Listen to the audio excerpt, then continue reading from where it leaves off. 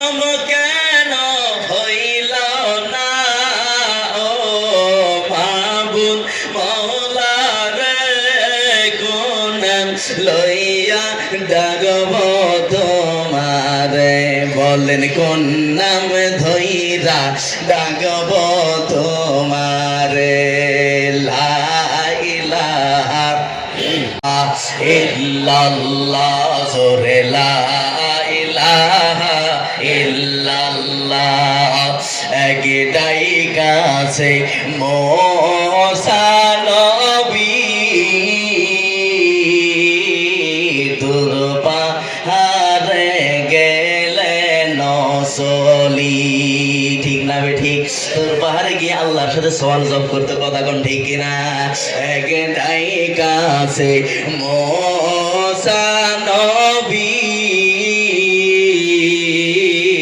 তোর পাহাড়ে গেলেন চলি।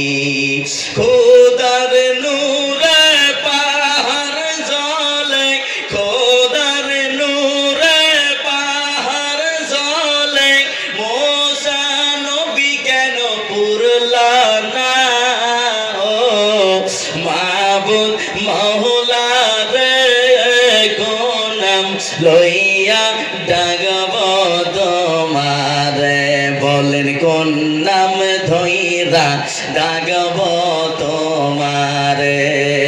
কোন নাম লইয়া ডাকিলে গো তোমায়, কোন নাম ধইরা ডাকিলে গো তোমায়, গোনা করবা মায়া ও মাবুদ মওলা রে, কোন নাম লইয়া ডাকব তোমারে, বলেন কোন নাম ধইরা ডাকব তোমারে। জোরে কোন মারহাবা, আরো জোরে কোন মারহাবা। আলোচনা করব, মনোযোগ দিয়ে শুনবেন আমার আব্বাজানেরা, মা বোনদের ব্যাপারে আল্লাহ রাব্বুল আলামিন সূরা আহজাবের ভিতরে সুন্দর করে বলে দিয়েছেন 33 নম্বর আয়াত। জোরে কোন মারহাবা, আরো জোরে কোন মারহাবা। আল্লাহ রাব্বুল আলামিন বলেন, ওয়াকরনা ফি বুয়ুতিকুন্না ওয়ালা তাবাররাজনা তাবাররুজাল জাহিলিয়াতিল উলা। জোরে কোন আল্লাহু আকবার। আমার সম্মানিত বন্ধুরা, আমার ভাইরা, আমার প্রিয় মায়েরা, পরিচার টুকরা বোনেরা, তোমার ব্যাপারে রব্বি কারীম আল্লাহ রাব্বুল আলামিন সুন্দর করে সূরা আহজাবের 33 নম্বর আয়াতে কারিমায় বলে দিলেন, আল্লাহ পাক বলে, গোটা বিশ্বের নারী জাতি, আমার আদরের বান্দিরা, তোমাদেরকে পর্দায় থাকতে হবে, পর্দায় চলতে হবে। এই পর্দাটাকে তোমাদের জন্য ফরজ করে দিয়েছি। রব্বি কারীম আল্লাহ রাব্বুল আলামিন বলেন, আমার আদরের বান্দিরা শোনো, তোমাদের জন্য পর্দাটা ফরজ। তোমার ঘরের ভিতরে থাকবে, বাসার ভিতরে থাকবে, বাড়ির ভিতরে থাকবে, স্বামীর অনুমতি ছাড়া, স্বামীর হুকুম ছাড়া তো রাস্তায় পাও রাখবে না, মার্কেটে যাবে না, কলেজে যাবে না, ইউনিভার্সিটিতে যাবে না, অফিস আদালতে যাবে না, এম বাজারে যাবে না। আওয়াজ দিয়ে বলেন, আদেশ কার? আর জোরে কোন কার? আল্লাহ রাব্বুল আলামিন বলেছেন, তোমাদের জন্য পর্দাটাকে ফরজ করে দিয়েছি। তোমরা ঘরের ভিতরে থাকবে, বাসার ভিতরে থাকবে, ওই জাহিলিয়াতের যুগের নারীদের মতো তোমরা অবাধে মিলামেশা করবে না।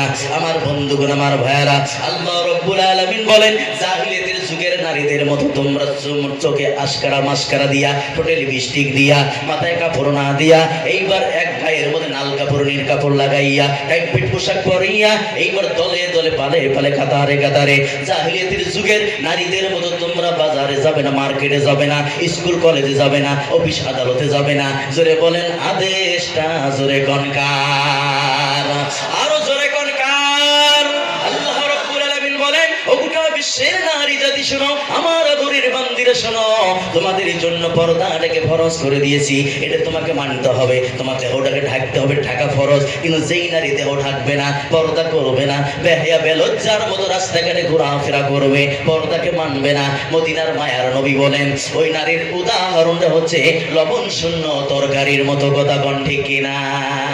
আমার আব্বাজি কলিজার টুকরা যুবক ভাইরা আমার, আপনি সারাদিন পরিশ্রম করে বাজার থেকে যখন বাড়িতে আসবেন, আসবেন, বাজার থেকে মাংস 1 কেজি নিয়ে আসলেন অথবা ইলিশ মাছ নিয়ে আসলেন বাড়িতে এনে বেগম সাহেবকে দিয়ে বললেন, বেগম সাহেবা, ফাতেমার মা, জরিনার মা, এটা সুন্দর করে রান্না করো। আমার বন্ধুগণ, আমার ভাইয়ারা, মরিচ পেঁয়াজ সব দিল, মশলা সব দিল, কিন্তু একটু লবণ দিল না। খেতে মজা জোরে বলেন পাওয়া যাবে? খেতে যেমন মজা পাওয়া যাবে না, মদিনার মায়ার নবী ডাক দি বলেন, আমার আদরের উম্মতেরা, উম্মতিরা শোনো, যে নারীরা পর্দা করবে না, পর্দায় থাকবে না, পর্দায় চলবে না, বেহিয়া বেলজ্জার মতো রাস্তাঘাটে ঘোরাফেরা করবে, ওই নারীর উদাহরণটা হচ্ছে লবণ শূন্য তরকারির মতো। আওয়াজ দি বলা যাবে না নাউজুবিল্লাহ।